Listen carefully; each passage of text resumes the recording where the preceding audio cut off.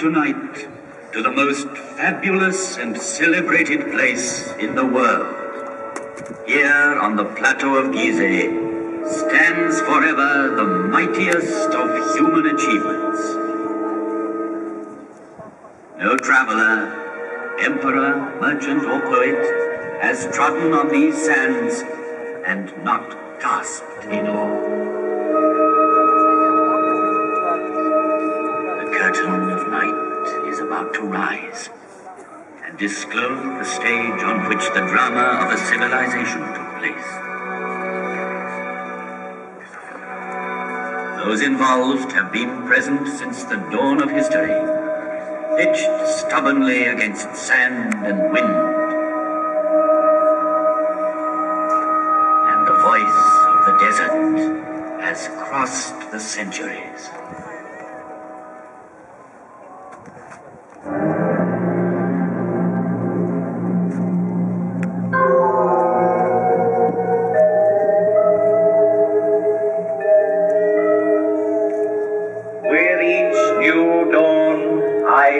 The sun god rise on the far bank of the Nile. His first ray is on my face, which is turned towards him. And for 5,000 years I have seen all the suns men can remember come up in the sky. I saw the history of Egypt in its first glow, as tomorrow I shall see the east burning with a new flame. I am the faithful warden at the foot of his law, so faithful, so vigilant, so near him that he gave me his face for my own. I am a pharaoh's companion, and I am he, the Pharaoh. Through the ages, I received many names from the people who came to me in adoration.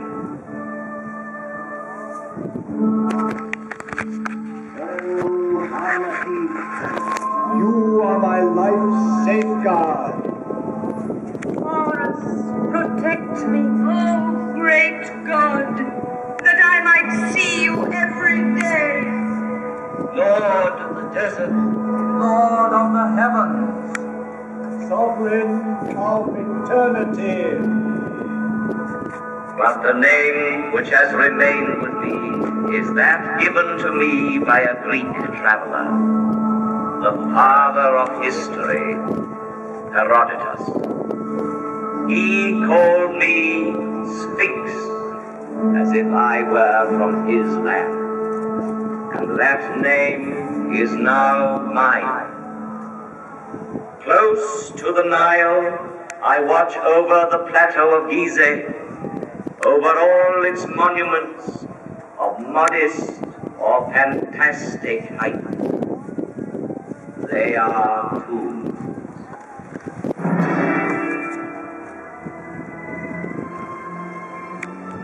Civilizations are like islands on the ocean of barbarism.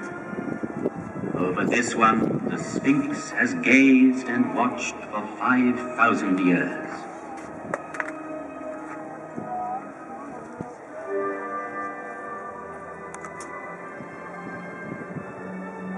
At the foot of such mountains of stone, everything becomes minute and insignificant.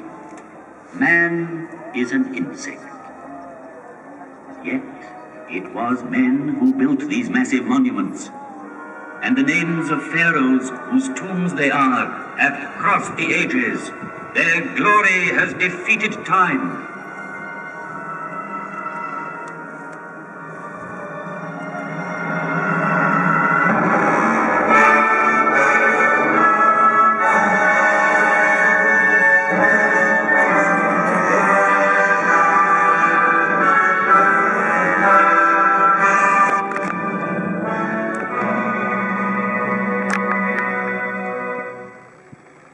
This is the tomb of Kings. pharaoh of the 4th dynasty, 4,500 years ago. Here is the great pyramid which he built to defend himself against death. 455 feet high. He achieved the building of the highest monument then known to man. The area it covers is vast enough to hold St. Peter's Cathedral in Rome, the cathedrals of Florence and Milan, Westminster Abbey and St. Paul's. 3 million blocks of stone, some of them weighing 30 tons, were assembled by Cheops' faithful workmen to achieve this fabulous construction. At the center of it, the pharaoh planned his inner chamber, where his mummy was to lie in splendor for eternity. At the foot of this pyramid, in the rock, a temple was built, and there were kept the barges of Cheops, the barges of night. In these large wooden vessels, the dead pharaoh could continue his voyage in darkness towards eternity.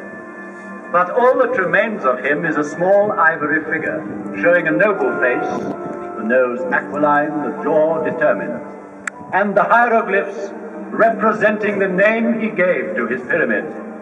Cheops dominates the horizon. The Pyramid of Khephren. It too bears an inscription, Khephren is great. Yet, out of respect for his father Cheops, Khephren built his pyramid on a slightly smaller scale. Each side of the base measuring 710 feet, the angle being 52 degrees, it reaches a height of 445 feet.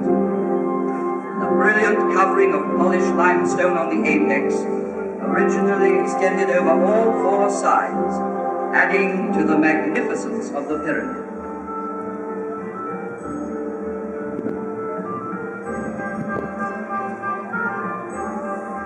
The face of Khephren has come down to us sculpted in green diorite streaked with white, a rare stone he brought back from an expedition. Here he is, close to us, in the guise of the Sphinx, carved in rock near his tomb.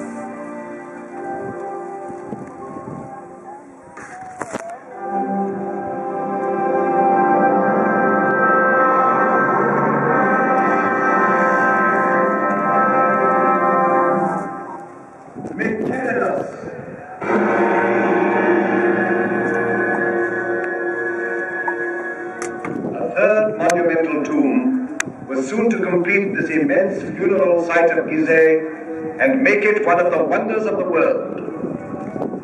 Though smaller, the Pyramid of Mykerinos is perhaps the most impressive for being the culminating point of our vast design.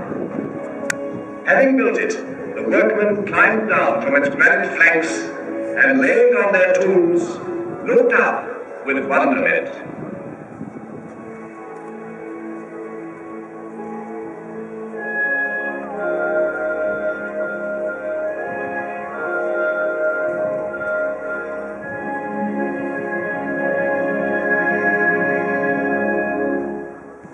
Great and powerful was Memphis, the capital city in the plain which joined Upper and Lower Egypt.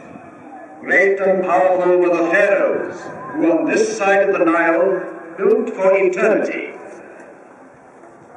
Its aim accomplished, the 4th dynasty collapsed.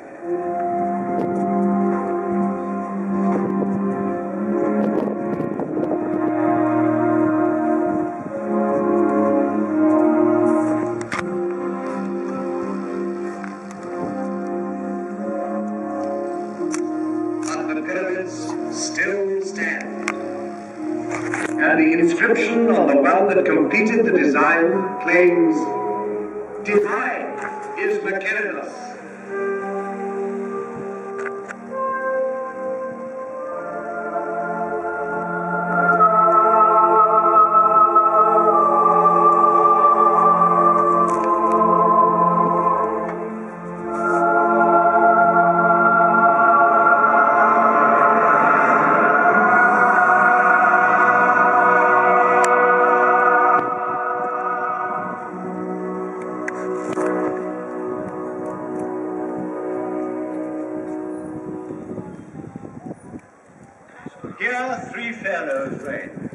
Cheops, Kefren, and Mykerinus. Sarcophagi may be empty, wrappings unwound, yet Cheops, Kefren, and Mykerinus still reign, bearing the double crown of Upper and Lower Egypt. They reign over their court, buried round, over these small pyramids where their queens lie, over the tombs of their ministers, over the whole hierarchy, sleeping forever. Chamberlains, high priests, buffoons, architects, courtesans, each in his proper place in these funerary chambers which are called mastabas. For this is a royal palace of the dead, with triumphal perspectives, pavilions, corridors, secret rooms, strong walls. It was a city of another world, approachable by the people only as near as the outer temples where their devotion led them. Coming from the Nile, one ascended by a monumental causeway built on the same colossal scale to the high temples where only the priests lived among the secrets of the mummies. They alone knew for what journey the great barges were being prepared at the foot of the tombs. A journey with the sun. A journey which has lasted 4,500 years.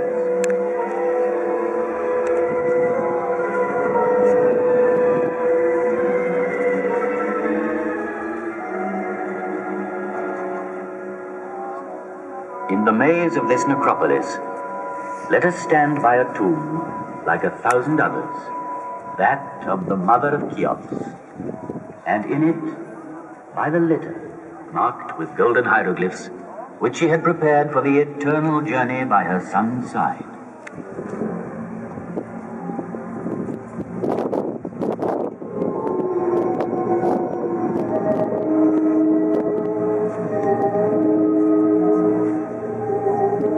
Neither wind, nor sand, nor centuries could ever entirely silence the voice of the desert.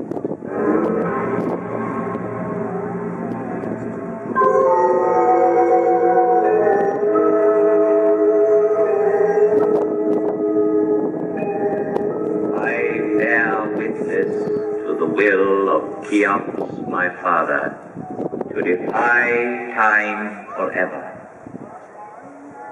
I saw Antony and Cleopatra pass, Alexander, Caesar, and Napoleon paused at my feet. I saw the ambitious dreams of conquerors whirling like dead. As my motto, I chose an Arab saying: the world fears time, but time fears the pyramids.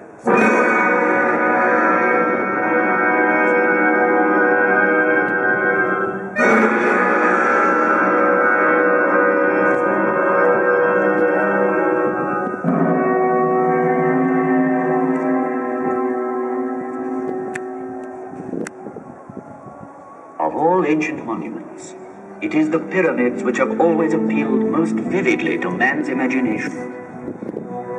Considered from its top downwards, the pyramid is like the sun's rays bursting through a gap in the clouds. It commemorates the greatest victory of all, victory over death. It is the most perfect mansion, the strongest tent, whose great stone sides are both roof and wall, and so carefully sealed that the dream entrusted to it can live to the end of the world. The dream of immortality. To achieve this, embalmers prepared the body for 2 months, emptying it of all but its heart and kidneys.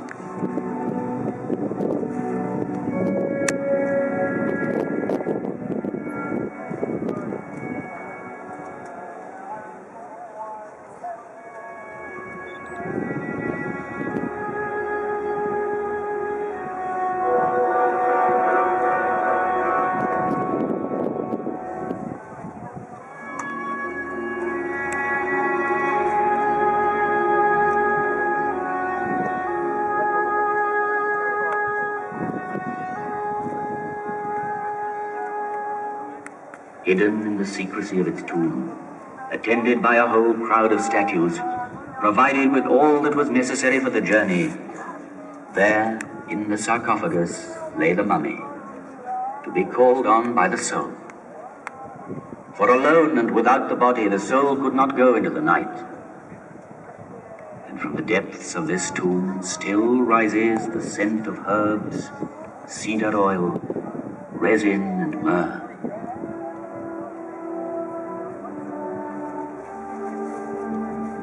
But a pyramid is also the perfect combination of simplicity and magnitude, and the interplay of its angles makes the best harmony of shape and volume. It is architecture's purest achievement, because it relies on the straight line alone. Never has the straight line been drawn with more mastery, skill, and strength. Homage must be paid to Imhotep, the learned, who at Saqqara conceived and built the archetype of pyramids. Made up of 6 mastabas, it rose gradually in a broken line of steps. The idea had been born. Calculations had begun. The perfect form was there.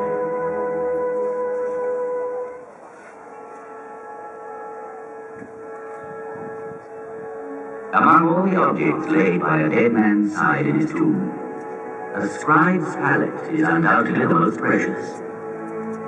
From it were drawn the hieroglyphs representing the figures which made possible the fabulous calculations bordering these mountains of stone. A lotus flower for 1,000, a finger worth 10-fold, a tadpole for 100,000, and the scribe's 2 hands joined in prayer for 1,000,000.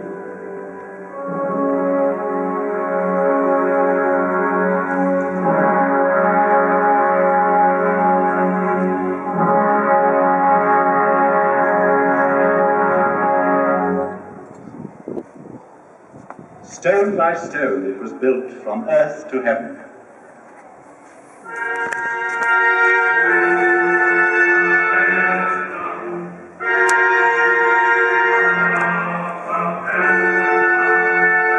It was built in a pharaoh's lifetime by 100,000 workmen, united in a mighty surge of faith. Each stone averaged 2.5 tons in weight. 3 million blocks were hoisted up and laid one upon the other. The finest ones of pure granite were dug up in the quarries of Aswan, whence they came by boat, carried by the flooding of the Nile. The movement of these great waters drove the farmers from their inundated fields to the plateau of Gizeh, where they joined the army of laborers and built. These stones were hauled singly on earth mounds, backed higher and higher as the edifice grew.